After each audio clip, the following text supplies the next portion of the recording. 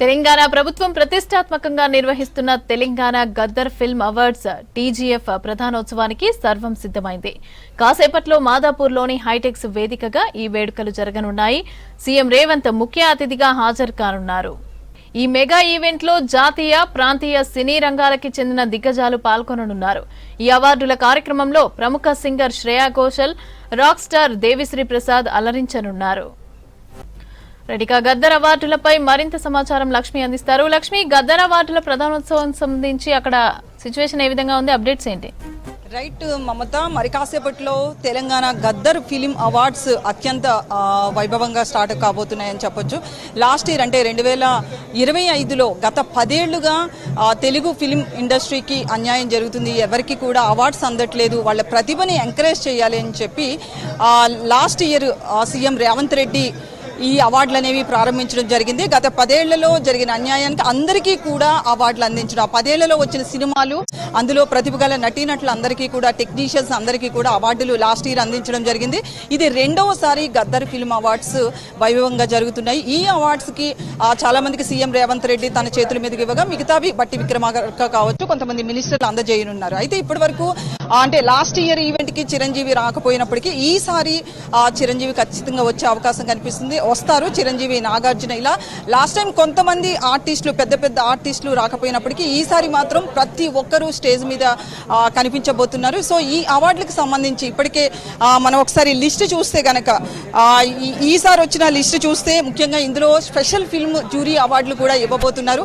ఆ అవార్డులకు సంబంధించి ఎన్టీఆర్ అవార్డుని చిరంజీవి అందుకొని ఉన్నారు. అలాగే పైడి జయరాజ్ అవార్డుని కమల్ హాసన్, అలాగే నాగిరెడ్డి చక్రపాణి అవార్డుని అశ్విని దత్కి, అలాగే బిఎన్ రెడ్డి అవార్డు సంగీతం శ్రీనివాస్కి, అక్కినేని నాగేశ్వరరావు అవార్డు జయసుధికి, ఇలా స్పెషల్ జ్యూరీ అవార్డ్స్ని కూడా ఇచ్చి ఇండస్ట్రీలో ఉన్న ప్రముఖులందరినీ కూడా సెలబ్రేట్ చేయబోతున్నారు అవార్డులు ఇచ్చి. ఇక ఈ 2025 సినిమాలకు గాను ఇప్పటికే అవార్డులు ప్రకటన జరిగింది కాబట్టి ఇందులో ఉత్తమ నటుడిగా నాగ చైతన్య, అలాగే ఉత్తమ నటి రష్మిక మందన, ఉత్తమ చిత్రం రాజు వెడ్స్ రాంబాయి, తెలంగాణ కల్చర్లో తెలంగాణ బ్యాక్డ్రాప్లో వచ్చిన ఈ సినిమా ఒక మెసేజ్ ఓరియంటెడ్ సినిమా. సో అందుకని రాజు వెడ్స్ రాంబాయి ఒక చిన్న సినిమాగా వచ్చి ఒక సంచలన విజయాన్ని అందించింది. అలాగే సోషల్ మెసేజ్ కూడా ఉండడంతో ఈ సినిమాని సెలెక్ట్ చేశారు. అలాగే ఉత్తమ ద్వితీయ చిత్రంగా కూడా దండోరా ఉంది. ఈ సినిమా కూడా ఒక చిన్న సినిమా, అంటే ఈసారి పెద్దపీట అనేది చిన్న సినిమాలకి వేశారని మనం చెప్పుకోవచ్చు. అలాగే ఉత్తమ తృతీయ చిత్రంగా, అంటే 3వ చిత్రంగా కూడా ప్రీ వెడ్డింగ్ షూట్. సో ఈ సినిమా కూడా చిన్నదే. సో వచ్చిన 3 అవార్డులు కూడా చిన్న సినిమాలకి రావడం అయితే మాత్రం సంతోషం తగ్గ విషయం అని చెప్పొచ్చు. ఎందుకంటే ఇప్పటికే చిన్న సినిమా ఆర్టిస్టులు కావచ్చు, చిన్న సినిమా దర్శకులు, వీళ్ళంతా కూడా చాలా స్ట్రగుల్ అవుతున్నారు. సో వాళ్ళకి ఒక ఎంకరేజ్మెంట్గా ఉంటుంది.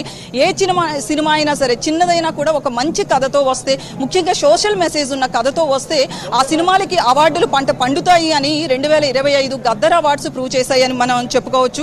అలాగే వినోదాత్మక చిత్రంగా సంక్రాంతికి వస్తున్నాం వచ్చింది. సో ఆ సినిమా ఎంత సంచలనం అంటే లోకల్, అంటే ప్రాంతీయ భాషా చిత్రంగా వచ్చి ఒక చిన్న, అంటే తెలుగు భాషా చిత్రంగా వచ్చి 300 కోట్లు కలెక్ట్ చేసిన సినిమాగా ఆ సినిమా చెప్పుకోవచ్చు. అలాగే సోషల్ మెసేజ్ ఉన్న సినిమాగా కోర్టు వచ్చింది. అది కూడా ఒక చిన్న ఆర్టిస్టులు, కొత్త ఆర్టిస్టులతో వచ్చిన కోర్టు సినిమా కూడా అవార్డు అందుకోవడం జరిగింది. అది చిన్న సినిమాగా వచ్చి 50 కోట్లకు పైగా కలెక్ట్ చేయడం. సో అందులో కూడా ఒక మెసేజ్ ఉండడం అనేది, పోక్సో చట్టం మీద మెసేజ్ ఉండడం.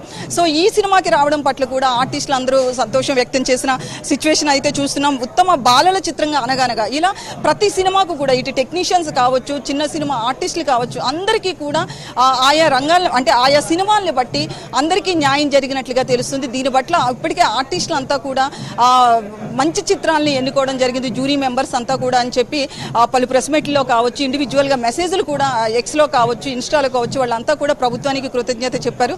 సో మరి కాసేపట్లో అయితే ఈవెంట్ స్టార్ట్ అవుతుంది. సో నాగార్జున, చిరంజీవి, వెంకటేష్ వీళ్ళంతా కూడా వస్తారు. ఇందులో ముఖ్యంగా ప్రభుత్వం నుంచి సీఎం రేవంత్ రెడ్డితో పాటు బట్టి విక్రమార్క, ఇలా మంత్రులు కూడా వచ్చి ఈ అవార్డుల ప్రధానోత్సవం అనేది జరగబోతుంది. అయితే ముఖ్యంగా ఫిల్మ్ ఇండస్ట్రీకి సంబంధించి ఇప్పటి వరకు ఇండస్ట్రీకి సంబంధించి అటు ఫార్మా కావచ్చు, ఐటీ కావచ్చు, ఈ రంగాలను ఎలా అయితే అభివృద్ధి చేస్తానో సినిమాను కూడా అదే స్థాయిలో అభివృద్ధి చేస్తాను. మీకు ఏం కావాలన్నా కూడా ఇండస్ట్రీకి చిన్న సినిమాల విషయంలో సపోర్ట్ కావచ్చు, లేకపోతే ఏదైనా వసతుల విషయంలో కావచ్చు, ఏ అవసరం ఉన్నా కూడా అంతా వచ్చి నన్ను అడగొచ్చు. అర్ధరాత్రి అయినా సరే డోర్ కొట్టి అడిగితే మీకు ఆ సహకారం నేను అందిస్తాను అని పలు ప్రెస్ మీట్లో కావచ్చు, లేదా ఆర్టిస్టులు కలిసినప్పుడు కావచ్చు సీఎం రేవంత్ రెడ్డి చెప్తూనే ఉన్నారు. సో ఆ దిశగానే ఇప్పుడు అత్యంత వైభవంగా అవార్డుల ప్రధానోత్సవం కూడా జరగబోతుంది. ఇంతకు ముందు జరిగిన దానికంటే కూడా లాస్ట్ టైం 2025లో జరిగిన దానికంటే ఇంకా ఇప్పుడు గ్రేట్గా ఇక్కడ ఏర్పాట్లు కావచ్చు, ఆర్టిస్టులకి అంటే చిన్న చిన్న లోటుపాట్లు ఏమైనా ఫస్ట్ టైం ఇచ్చినప్పుడు జరిగితే కనుక అవి లోటుపాట్లు లేకుండా వాటిని అన్నింటినీ కూడా సాల్వ్ చేసి ఇప్పుడు ఇంకా వైభవంగా చేస్తున్నారు. మరి కాసేపట్లో ఈ ఈవెంట్ అయితే స్టార్ట్ అవబోతుంది మమత. సో ఇప్పటికే విఐపీలు కావచ్చు, చిన్న చిన్న వాళ్ళంతా కూడా ఆర్టిస్టులు అంతా కూడా మనం వస్తున్న సిచ్యువేషన్ అయితే చూస్తున్నాం ఇక్కడ.